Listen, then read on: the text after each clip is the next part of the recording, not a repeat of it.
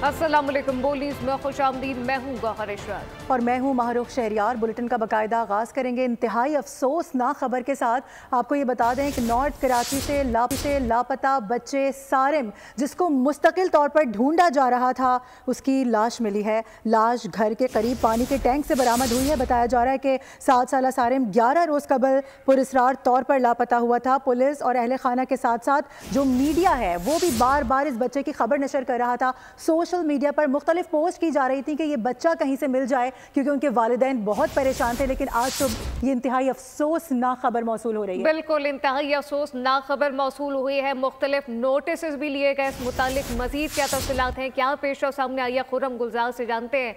खुर्रम वही हुआ है जिसका डर था, बच्चे की लाश बरामद हुई है। पुलिस का क्या बताना है इस मुतालिक?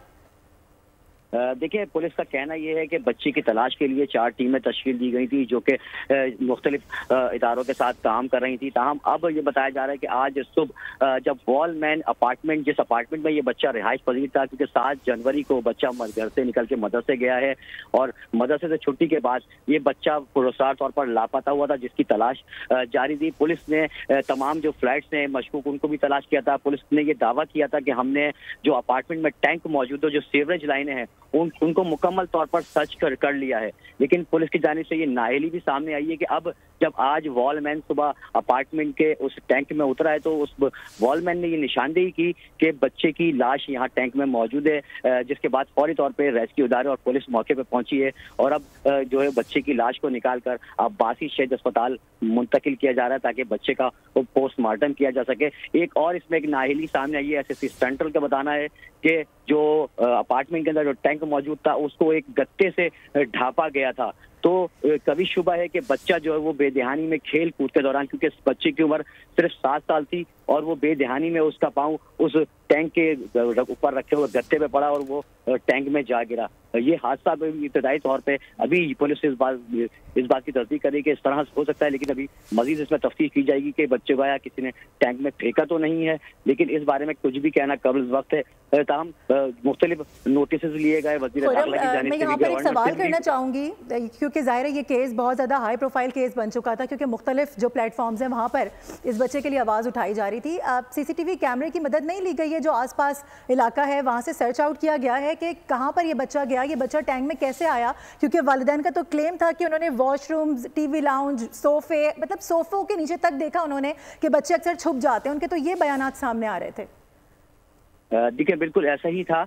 इस अपार्टमेंट के अंदर 212 फ्लैट हैं। पुलिस ने तमाम मशकूक फ्लैटों को, उनके वॉशरूम, उनकी किचन, उसके अलावा 2 छतियां, जो भी पुलिस को जहां जहां शुबा था, शक था, इवन के अपार्टमेंट की छतों तक इसको चेक किया गया, लेकिन पुलिस को नाकामी हुई थी। टैंक, जो अपार्टमेंट के अंदर टैंक मौजूद थे, उनको भी पुलिस की जानिब से बताया गया था कि टैंक भी सर्च कर लिए गए, सीवरेज लाइनें भी चेक कर ली गई, लेकिन बच्चे का कुछ पता नहीं चल सका था। CCTV फुटेज के हवाले से ये था कि लोड शेडिंग 3 बजे से लेकर 4:30 बजे तक इस इलाके में लोड शेडिंग होती है, नॉर्थ कराची के अंदर जो ये अपार्टमेंट है। तो जब बच्चे की छुट्टी हुई थी उस वक्त 3:35 हुए थे। तो लोड शेडिंग की वजह से CCTV कैमराज जो है वो वर्क नहीं कर रहे थे, जिसकी वजह से CCTV फुटेज जो हासिल नहीं हो सकी थी। पुलिस ने अपार्टमेंट के बाहर के इतराफ की भी CCTV फुटेज हासिल की, जहां जहां UPS के थ्रू CCTV चल रहे थे, लेकिन बच्चा अपार्टमेंट से बाहर नहीं निकला था। पुलिस का ये कहना था। ये बताया जा रहा है, इस हवाले से मजीद भी यकीनी तौर पर अब पेशरफ्त की जाएगी। क्या कुछ होता रहा, अपडेट कर रहे थे। बहुत शुक्रिया आपका खुर्रम। एक और अहम खबर शामिल करें। आपको बताएं कि BLA के वहशियाना हमले की हकीकत का पर्दाफाश हो गया है। मासूम महराज वहाब की वालिदा ने हकाइक से पर्दा उठा दिया।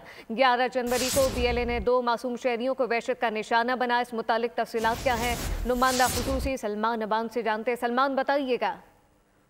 बिल्कुल, सूरत हाल ये है कि 11 जनवरी 2025 को कालादम BLA तंप में 2 बेगुनाह शहरियों को वहशियाना तशद्दुद का निशाना बनाया, वहशत का निशाना बनाया, और जो जमील और उनके भतीजे मिराज वहाब थे, उनके ऊपर इल्जाम लगाया गया था कि ये जो रियासती मुबैना तौर पर एक मुबैना रियासती डेथ स्क्वाड है उससे वाबस्ता हैं, और उसके इल्ज़ाम में इन दोनों शख्सियात को बेरहमी का निशाना बनाया गया। मिराज की वालदा ने तुर्बत प्रेस क्लब में एक प्रेस कॉन्फ्रेंस की है, जिन्होंने इस प्रेस कॉन्फ्रेंस के दौरान BLA के वहशियाना इक़दामात की मजम्मत की, और ख़ास तौर पर उन्होंने सो कॉल्ड बलोच यकजहती कमेटी की जो सरबराह है, सरगना है महारंग बलोच, उसके ऊपर कड़ी तनकीद की और उसका जो डबल स्टैंडर्ड है उसको एक्सपोज किया। उनका कहना है कि महारंग जो है नाम निहाद रियासती जो मजालिम है उसके हवाले से तो आवाज उठाती है, लेकिन जिस तरह से BLA ने वहशियाना तशद्दुद किए हैं, मजालिम किए हैं, उसके ऊपर माहरूम बलोच को मुकम्मल तौर पर ऐसा लगता है जैसे सांप सूंघ जाता है। मिराज जो है एक मासूम बच्चा था, एक बलोच था जो कि BLA के वहशियाना हमले की हकीकत का पर्दाफाश हो गया है। सलमान अमान अपडेट कर रहे थे, आपका शुक्रिया।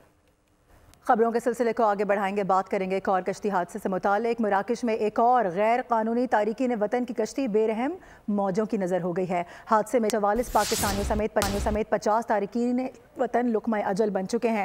आपको ये बताएं कि जान से जाने वालों में 12 पाकिस्तानियों का ताल्लुक गुजरात से बताया जा रहा है। उधर FIA गुजरावाला सर्किल ने इब्तदाई तौर पर इंसानी स्मगलर्स के खिलाफ 3 मुकदमा दर्ज कर लिए हैं। ज़राए के मुताबिक इंसानी स्मगलर्स लीबिया के बजाय अब मोरिताना का रूट इस्तेमाल करने लगे हैं। सुनहरे मुस्तकबिल का ख्वाब सचाए, तारकीन वतन फिर समंदर बुर्द, बहरे औक़यानूस मसीद 50 तारकीन वतन खा गया। रिपोर्ट के मुताबिक तारकीन वतन की कश्ती 2 जनवरी को अफ्रीकी मुल्क मोरितानिया से स्पेन के लिए रवाना हुई थी, जिसमें 66 पाकिस्तानियों समेत 86 तारकीन वतन सवार थे। हादसे में 44 पाकिस्तानियों समेत 50 तारकीन लुक़मा अजल बने। उधर FIA गुजरावाला सर्कल ने हादसे के इब्तदाई तौर पर 3 मुकदमात दर्ज कर लिए। गुजरावाला सर्कल में 1 और गुजरात सर्कल में 2 मुकदमात का इंदराज किया गया। गुजरावाला में शबनम बीबी की मुद्दत में इंसानी स्मगलरों असगर सिंधी और उसामा के खिलाफ मुकदमा दर्ज किया गया। डायरेक्टर FIA के मुताबिक मुल्ज़मान की गिरफ्तारी के लिए टीमें क्रैकडाउन कर रही हैं। दूसरी जानब लीबिया के बाद इंसानी स्मगलर्स मोरितानिया का रूट इस्तेमाल करने लगे, जहां तारकीन वतन को सेनेगाल के साहिल से गैर कानूनी तौर पर स्पेन भेजे जाने का इंकशाफ हुआ है। बुरसा का कहना है कि स्मगलर्स मराकश में कश्ती रोककर पैसों का तकाजा करते रहे और तशद्दुद का निशाना भी बनाया। सराय के मुताबिक कश्ती बेयार मददगार समंदर में 8 रोज खड़ी रही। इस दौरान मुतअद्दिद पाकिस्तानी और गैर मुल्की भूख और प्यास से मर गए। कश्ती हादसे की तहकीकात के लिए वज़ीर आज़म की जानिब से बनाई गई आला सतह की हुकूमती टीम आज मराकश रवाना होगी। दफ्तर खारजा के मुताबिक पाकिस्तानियों को फौरी मदद फराहम करने के लिए रबात में सफारतखाने की टीम को अलर्ट कर दिया गया है। जबकि कश्ती हादसे की तहकीकात के लिए आला सतही कमेटी मराकश रवाना कर दी गई है। वज़ीर-ए-आज़म शहबाज शरीफ ने तहकीकात के लिए 4 रुकनी कमेटी बनाई थी। टीम की सरबराही एडिशनल सेक्रेटरी दाखिला कर रहे हैं, जबकि FIA पंजाब के एडिशनल डायरेक्टर दफ्तर खारजा और IB का भी एक अफसर टीम में शामिल है। तफसीलात क्या है, फहद चौधरी से जानते। जी फहद। जी देखिए, मराकश कश्ती हादसे की आला सतह पर तहकीकात का फैसला किया गया है और वज़ीर-ए-आज़म शहबाज शरीफ की हिदायत पर FIA ने एक 4 रुकनी तहकीकाती टीम तश्कील दे दी है, जो कि मराकश रवाना हो गई है। इस टीम की सरबराही एडिशनल सेक्रेटरी दाखिला सलमान चौधरी कर रहे हैं, जबकि FIA पंजाब के एडिशनल डायरेक्टर मुनीर मसूद मारत भी इस टीम में शामिल हैं। तहकीकाती टीम में दफ्तर खारजा और IB का भी एक अफसर शामिल है। ज़राए के मुताबिक तहकीकाती टीम 3 से 4 रोज मराकश में क़याम करेगी। कश्ती हादसे में जिंदा बच जाने वालों से मुलाकात करेगी। तहकीकाती टीम पाकिस्तानियों पर तशद्दुद और कत्ल की भी तहकीकात करेगी और इस टीम की जो रिपोर्ट है वो वज़ीर-ए-आज़म को भिजवाई जाएगी। जी फहद चौधरी, बहुत शुक्रिया। खेल के मैदान से खबर आ रही है, मुल्तान टेस्ट में पाकिस्तान की बैटिंग लाइन नाकाम हो गई है, लड़खड़ा गई है। आपको बताएं कि वेस्ट इंडीज के खिलाफ कौमी टीम 230 रन पर पवेलियन लौट गई है। 6 खिलाड़ी बताया जा रहा है डबल फिगर भी नहीं कर सके हैं वो। सऊद शकील के 84 और मोहम्मद रिजवान के 71 रन हैं। इनकी जानिब से कुछ अच्छा परफॉर्म किया गया है, जबकि आपको बताएं कि कप्तान शान मसूद सिर्फ 11 रन बना पाए हैं।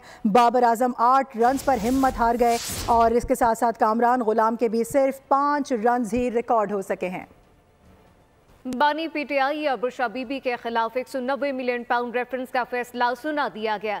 बानी को 14 साल कैद और 10 लाख रुपए जुर्माने की सजा सुनाई गई। बुशरा बीबी को 7 साल कैद और 5 लाख रुपए जुर्माने की सजा सुनाई गई। केस का तफसीली फैसला भी जारी कर दिया गया।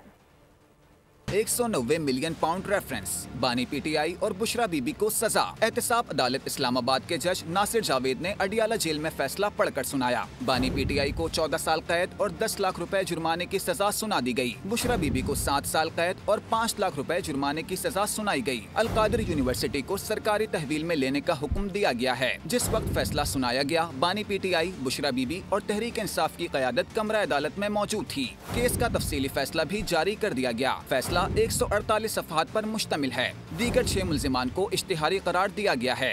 फैसले में लिखा कि बानी ने प्रॉपर्टी टाइकून से गैर कानूनी माली फवाइद हासिल किए। बानी ने मुल्जिमान के साथ मिलकर 171 मिलियन पाउंड की गैर कानूनी मुंतकली और एडजस्टमेंट में मदद की। ये रियासत पाकिस्तान का पैसा था। ये पैसा एक ऐसे अकाउंट में मुंतकिल किया गया जो रजिस्ट्रार सुप्रीम कोर्ट के नाम पर था। रेफरेंस का फैसला 3 बार मौखर किया गया। अदालत ने फैसला गुज़िश्ता साल 18 दिसंबर को महफूज किया था। और फैसले का इंतजार करने वाले कल रो क्यों रहे थे? बानी पीटीआई मकाफात अमल का शिकार है। 190 million pound open and shut case था। शवाहिद की बुनियाद पर तो फैसला जारी किया गया। वजीर इत्तलात पंजाब अज़मा बुखारी ने कहा है कि फैसले ने बानी की सदाकत और अमानत के परखचे उड़ा दिए हैं। 190 मिलियन पाउंड केस तारीख की सबसे बड़ी चोरी है। उन लोगों के लिए डूब मरने का मुकाम है जिन्होंने इमरान खान को सियासत में प्लांट करने के लिए जाली, सादिक और अमीन का सर्टिफिकेट दिया था। ये सदाकत और अमानत जो है वो किस तरह इसके परखचे जो है वो हर केस में उड़ रहे हैं, ये आप देख रहे हैं। कल से वो कह रहे हैं आला अदालत में हम गए और ये पहली ही पेशी में ये केस खत्म हो जाएगा। ये इनको कौन दे रहा है ये एश्योरेंस? तो मुझे इसके ऊपर बड़ा कंसर्न है। जुल्म और बेहुदगी की इंतहा ये है कि बड़े खुले तरीके से दीदा दलेरी के साथ मजहब कार्ड इस्तेमाल किया जा रहा है। तो इनको इस्लामी टच देने और मजहब को सियासत में अपने घिनौने किरदार को छुपाने के लिए इस्तेमाल करने की पुरानी आदत है।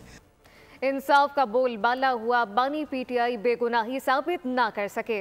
अब बानी सदर से रहम की अपील कर सकते हैं। वजीर कानून आजम नसीर तारर का बानी को मशवरा बोले के मुल्क के साथ घिनौना जुर्म हुआ था। वजीर इत्तलात अता तारर ने कहा कि आज के बाद पाकिस्तान में कोई भी इतनी बड़ी करप्शन करने से पहले 100 बार सोचेगा। ये मुल्क की तारीख का सबसे बड़ा करप्शन स्कैंडल है। इनके साथ करप्शन में रंगे हाथों पकड़े गए हाजी आसिफ ने बानी पीटीआई को फ्रॉडिया करार दिया। कहा कि चोरी का माल हड़प करने के लिए काबीना से मंजूरी ली। शहादतें रिकॉर्ड हुई हैं। बानी तहरीक इंसाफ के पास ये राइट था कि वो अपने डिफेंस में एविडेंस देते। रिहाई का सिर्फ एक और तरीका है और वो आर्टिकल 45 के तहत सदर मुमलिकत का इख्तियार है। ये एक बहुत घिनौना काम हुआ था मुल्क के साथ। तो मैं ये समझता हूँ कि आज इंसाफ का बोलबाला हुआ है। आज के बाद पाकिस्तान में इतनी मेगा करप्शन करते हुए कोई 100 बार सोचेगा। पाकिस्तान की तारीख का मेगा करप्शन का, रिश्वत का सबसे बड़ा केस था। ये बहुत बड़ा फैसला है पाकिस्तान जो सारी दुनिया को चोर कहता है। अपील का राइट इस्तेमाल किया जाएगा। तहरीक इंसाफ का 190 मिलियन पाउंड केस का फैसला चैलेंज करने का ऐलान। चेयरमैन पीटीआई बैरिस्टर गौहर कहते हैं कि हाई कोर्ट में फैसला जल्द चैलेंज कर देंगे। फैसले के बावजूद भी हुकूमत से मुज़ाकरात जारी रहेंगे। एक स्याह दिन है पाकिस्तान की तारीख में, पाकिस्तान की जुडिशल तारीख में। अलकादर का फैसला वजीर आज़म इमरान खान साहब और बुशरा बीबी साहिबा के खिलाफ सुनाया गया। इस देश में जहाँ पे कि ना कानून है, ना कानून की बालादस्ती है, ना आईन की बालादस्ती है, कि सारे सियासी केसेस हैं जो कि इमरान खान से लेकर उसकी नीचे तक उसकी पार्टी के कारकुनों पे बनाए गए हैं। और अब बात करेंगे सुपर पावर के हवाले से। दूसरी मुद्दत सदारत के लिए इस बार ट्रंप की हलफबर्दारी खून जमा देने वाली ठंड में हो रही है, इसलिए इसका इंतजाम इंडोर किया गया है। सदारती परेड का एहतमाम कैपिटल 1 एरिना में किया जाएगा। अमेरिका के नौमुंतखब सदर डोनाल्ड ट्रंप का दूसरी मुद्दत सदारत का हल और वाशिंगटन में इंतहाई शदीद सर्दी, इसलिए 40 साल बाद पहली बार तकरीब हलफबर्दारी इंडोर होगी। बाकायदा ऐलान कर दिया गया। इफ्तिताही खिताब, दुआया तकरीब और दीगर तकरीरें यूनाइटेड स्टेट्स कैपिटल लुटंडा में होंगी। आखिरी बार 1985 में शदीद सर्दी के बायस सदर की तकरीब हल्फबर्दारी का इंतजाम इंडोर किया गया था। रिपब्लिकन सदर रोनाल्ड रेगन की हल्फबर्दारी के वक्त वाशिंगटन का दर्जा हरारत -10 से 20 तक गिर गया था। महकमा मौसमियात ने पेशगोई की है कि ट्रंप की हल्फबर्दारी के वक्त 19 डिग्री फ़ारेनहाइट तक गिर जाएगा और सर्दी की शिद्दत इससे भी ज्यादा महसूस की जाएगी। सदारती परेड का एहतमाम कैपिटल 1 एरेना में किया जाएगा। ये डाउनटाउन वाशिंगटन का स्पोर्ट्स वेन्यू है जहां 20,000 अफराद के बैठने की गुंजाइश है। ट्रंप के दबाव की बदौलत ही गजा और इसराइल के माबैन सीज फायर डील मुमकिन हो पाई है। साबिक सफीर मलीहा लोदी के प्रोग्राम तब्दीली में गुफ्तगू कहा कि अभी देखना बाकी है कि इस सीज फायर पर अमल दरामद कब और कैसे होता है। बोर्ड के senior anchor person Adil Abbasi बोले कि ट्रंप रिवायती सियासतदान नहीं, ट्रंप पहले ही दिन सरप्राइज फैसले कर सकते हैं। हलफ लेने से पहले ही ऐसे बयानात दिए जो उनके मुतवक्को फैसले की अक्कासी करते हैं। हलफ लेने के बाद ट्रंप के फैसले दुनिया को हैरान कर देंगे और सिर्फ यही नहीं, ट्रंप के फैसले अमेरिका के लिए भी हैरान कुन होंगे। दबाव से ही इस वक्त जो सीज फायर की डील हुई है, हालांकि अभी फाइनलाइज होनी है वो, लेकिन अगर वो इंटरवीन ना करते तो ये तो 15 महीने से सदर बाइडेन लगे हुए थे, लेकिन उन्होंने वो दबाव नहीं डाला इजरायली वज़ीर आज़म पे जो कि ट्रंप ने डाला। लेकिन अभी हमने देखना है कि ये सीज फायर एग्रीमेंट किस तरह से इस पे अमल दरामद होता है। ये अभी के काफी चैलेंजेस बाकी हैं। डोनाल्ड ट्रंप क्योंकि रिवायती पॉलिटिशियन नहीं है, तो पहले ही दिन ऐसी पॉलिसी वो देने जा रहे हैं कि जो बियॉन्ड इमेजिनेशन होगी, किसी की तवक्कुआत से ऊपर। आप देखें कि अभी वो उन्होंने ओथ नहीं लिया है, अपने व्हाइट हाउस में जाने से पहले अमेरिका के लिए हैरान कुन होंगे। अगर टिकटॉक किसी अमरीकी शहरी को फरोख्त ना किया गया तो पाबंदी बरकरार रहेगी। अमरीकी सुप्रीम कोर्ट ने फैसला सुना दिया है। टिकटॉक ने कहा कि अगर सदर बाइडेन ने फौरी मुदाखलत ना की तो वो तारीकी में चला जाएगा। इंस्टाग्राम और यूट्यूब अलर्ट हो गए। टिकटॉक मुलाजमीन को स्टैंड बाय पर रहने का कह दिया गया। अगर 19 जनवरी इतवार तक टिकटॉक अमरीकी सरमायाकारी शहरी को फरोख्त न किया गया तो बंद कर दिया जाएगा। अमरीका की सुप्रीम कोर्ट ने फैसला दे दिया। ट्रंप ने तजवीज दी थी कि उनके आने तक टिकटॉक पर पाबंदी मुअत्तल की जाए। वो आकर इस मामले को सुलझाएंगे, मगर अदालत ने ये तजवीज मुस्तरद कर दी। इस मुकदमे में अमरीका की हुकूमत ने टिकटॉक को कौमी सलामती के लिए खतरा करार दिया है। चीनी एप्लीकेशन टिकटॉक की इंतजामिया ने सदर बाइडेन से फौरी मुदाखलत की दरखास्त की है। कहा है कि अगर उन्होंने जल्द कुछ न किया तो टिकटॉक तारीकी में चले जाएगी। दूसरी जानिब अमरीकी टेक कंपनी इंस्टाग्राम और यूट्यूब अलर्ट हो गए हैं। टिकटॉक के अमरीकी सार्फिन पर नजरें जमा ली हैं और टिकटॉक मुलाजमीन को स्टैंड बाय रहने का कहा गया है कि जैसे ही वो बेरोजगार हों फौरन इन कंपनियों को ज्वाइन कर लें। और अब अपने देश में वापस आते हैं, मौसम का जिक्र करेंगे। शहर कायद में भी यकबस्ता और गर्द आलूदा हवाएं चल रही हैं। आलूदा हवाओं की वजह से शहर का फिजाई मयार मुज़र सेहत बताया जा रहा है। मरियम हसन हमें ज्वाइन कर रही हैं, उनसे बात करेंगे। मरियम, क्या बताया जा रहा है इस हवाले से? मौसम की क्या पेशगोई है?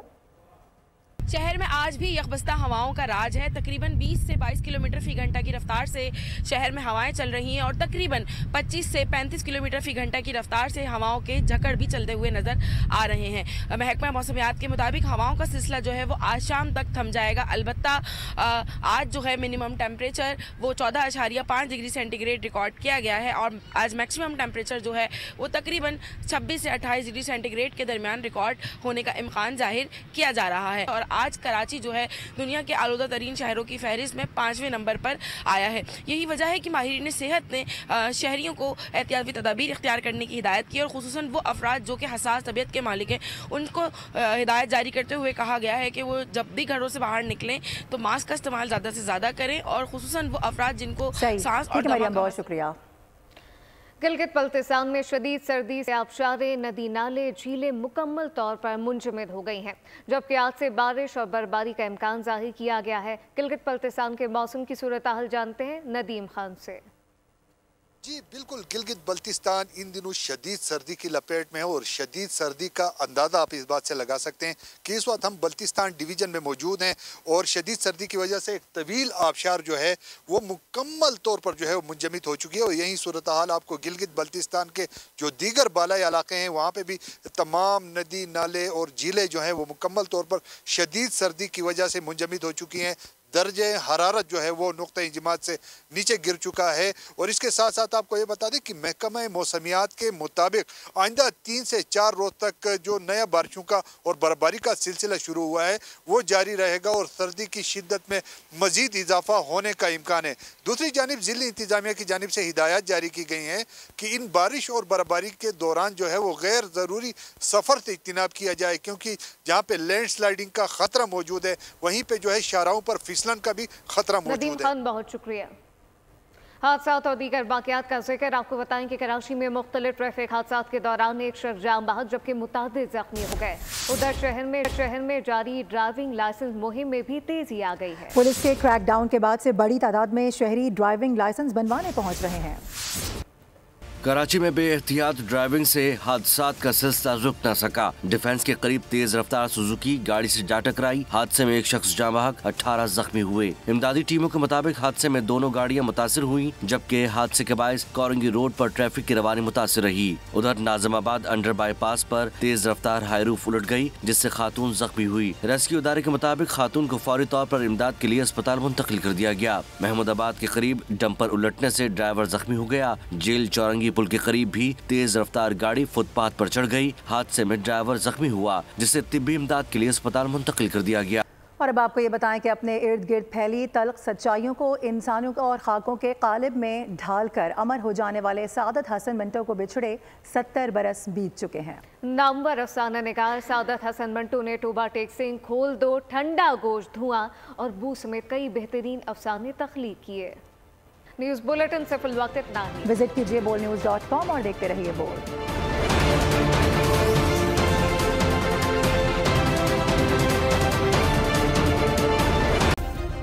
सब्सक्राइब करें और बेल दबाएं ताकि कोई खबर रह न जाए।